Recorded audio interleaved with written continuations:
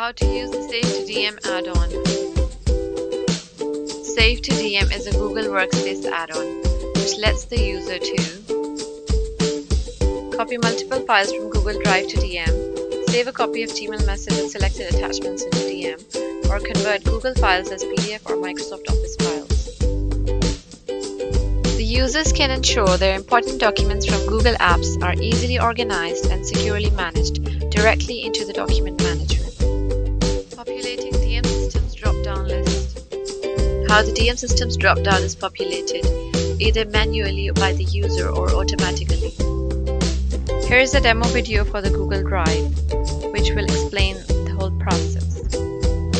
Click on the Save to DM add-on, select View Files, select a DM system, and click Save.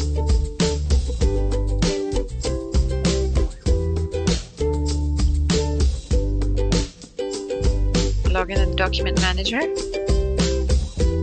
and the selected files can be saved in the Document Manager. Here is the demo video for the Gmail.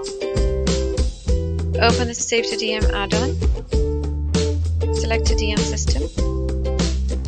You can save email or attachments together, or email only, or save attachments only. Save. So these files can be saved into the Document Manager.